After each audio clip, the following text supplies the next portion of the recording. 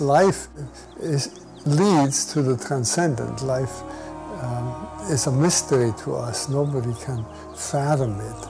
And we live in it, and it lives in us. And we can't even say whether we have life or life has us. Still active on the world stage at age 88, Brother David Steindl-Rast has the playful nature of a little child. He's the Benedict monk teaching the world how to be grateful. He spends half the year living in a monastery and the other half lecturing with influential spiritual leaders like the Dalai Lama. I was certainly grateful to join Brother David in San Francisco for an enlightening conversation about happiness, grateful living, and God. Brother David, how many times a day do you pray? Well, you have to distinguish between formal prayer times and praying. Praying you should be doing all the time. Prayer times, as Benedictines, we have 7 times a day and once during the night, according to the rule of St. Benedict. But those are the formal ones, and they are really not so important. They are the ones that remind us to be praying at all times. And to pray at all times means to be moment by moment attuned to life, attuned to what life wants from you. And you mentioned Saint Benedict. I think the life of, especially for young people, the monastic life is not that appealing. It's very rigorous and disciplined. At what moment did you realize that you wanted to devote yourself to God? Actually, I grew up during World War II. I had all my teen years during Hitler occupation of Austria, and during the war we were, of course, confronted with bombings and our friends being drafted and dying left and right, and we were continuously confronted with death.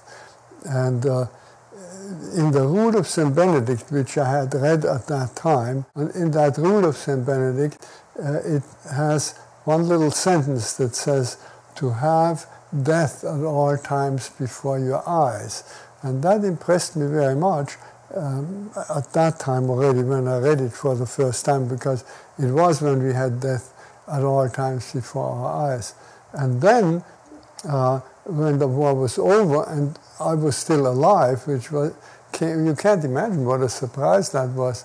And then the war was over before I was 19, and I survived. And I was at a very happy time in Salzburg, which is my favorite city, and with a girlfriend, and with lots of music and other friends. It was just wonderful. But it occurred to me that we had been so happy throughout our childhood and youth because we had death at all times before our eyes. And I connected that with Benedictine life. I felt that from now on it would all be downhill unless I had death at all times before my eyes, because that made us live in the present moment and made us fully alive. And when you think you have very little time to live, you come alive. So when I realized that, I thought, well, I should probably become a Benedictine monk, but I didn't like the idea at all.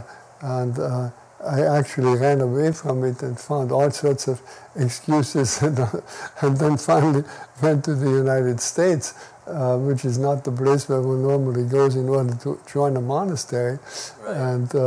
And when I saw the monastery, I knew immediately that was it, and joined, and have been a member for more than 60 years now. So what age was that? I was 26. So because my age. That's nice. I was running away. I had this clear notion that I should become a monk when I was 19, but then I ran away for 7 years. And your teachings are based on the idea that gratefulness leads to happiness.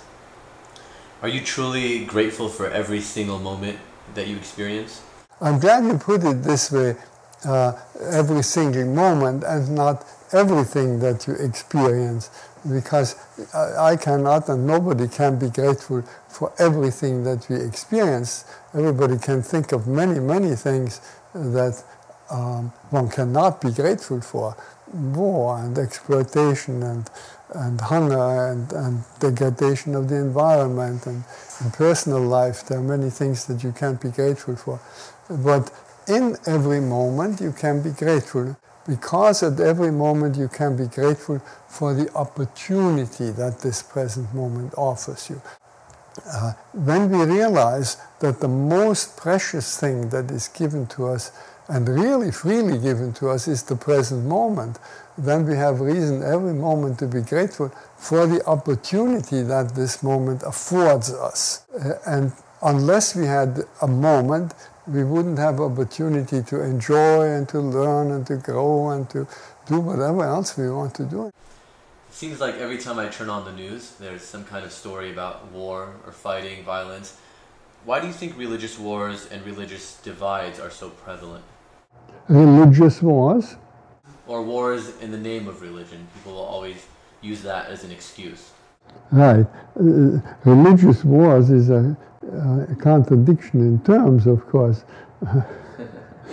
Somebody says it's like military intelligence.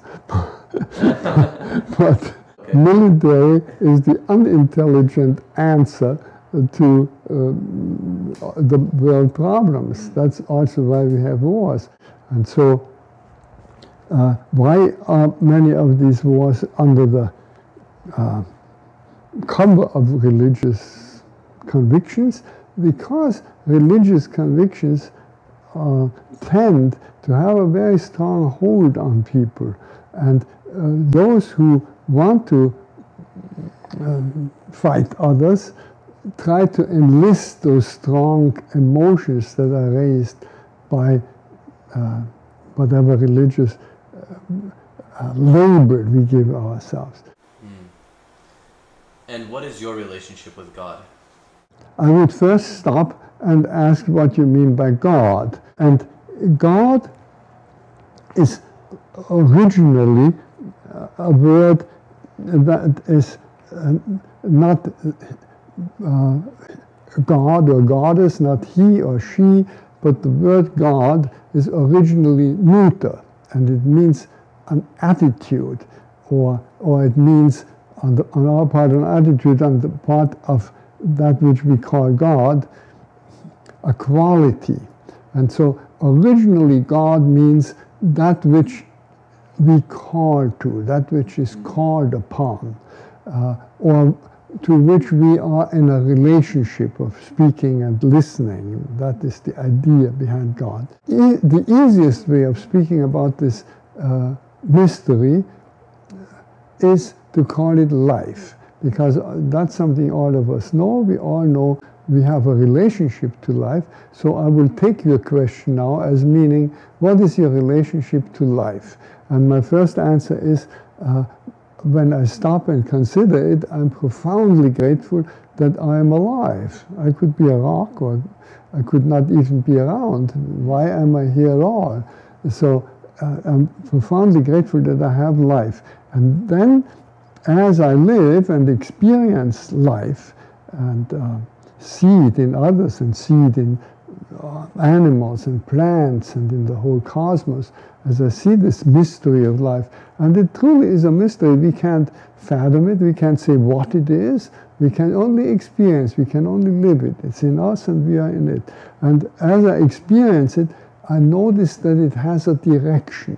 That is a very important aspect. That's very surprising, that this great mystery isn't just simply sitting there, isn't simply, that would be already a lot, related to us and we related to it, but it has a direction. And what we can say is that we realize in our daily life there are things that are enhancing life, and there are things that go against life, against the grain of life. You mentioned war. War always goes against the grain of life. Killing always goes against the grain of life. And when you realize that, then your relationship to God, to that mystery, to life, is that you want to flow with it, you want to go with it. But that would be my relationship to God. So the reason I asked you that question is because you've said, don't look outside for God, look within yourself. The idea of not looking for God outside is very important because many people, especially if they have some sort of Sunday school upbringing or this sort of thing, think that God is a person out there somehow and we are over here. It's possible to have this relationship even though you're totally in it and it's totally in you, and we experience that most vividly with regard to life. See? We are totally immersed in life. There's not a moment you could continue to live if life weren't living you. Thomas Merton, a great writer and a Cistercian monk, said, God isn't somebody else. That was a very important thing to remember. God isn't somebody else, whoever you are. Yeah, isn't that interesting? Because a lot of people do, especially more modern thinkers, think that, you know, God or the universe is this outside thing. It's over there somewhere, and, you know, it's looking down on me, or, you know, I'm looking up at it. But it's really inside of you. It's in the flowers. It's everywhere, right? Absolutely. Yeah, the universe you mentioned, that's a beautiful example for it.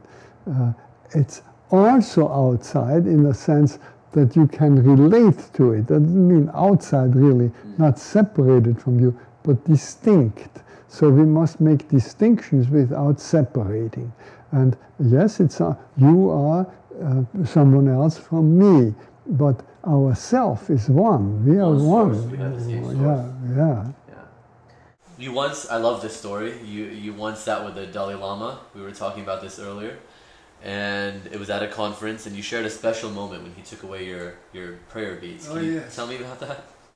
Well, that was in Vermont, and it was a meeting, and several people were giving lectures, and the Dalai Lama was also giving a lecture, and I was also giving a lecture. So in this case, we were just sitting next to one another, listening to someone else talking. And I was using my beads, as I usually do, and he was using these big beads. So all of a sudden, he very quietly reached over, took the beads from my finger, and used them and gave me his big ones. And then afterwards, he laughed and he said, "So small, they're so small, ha, ha, ha." As he usually laughs like that. But it was more than a joke. It was an affirmation that whatever we do in prayer, we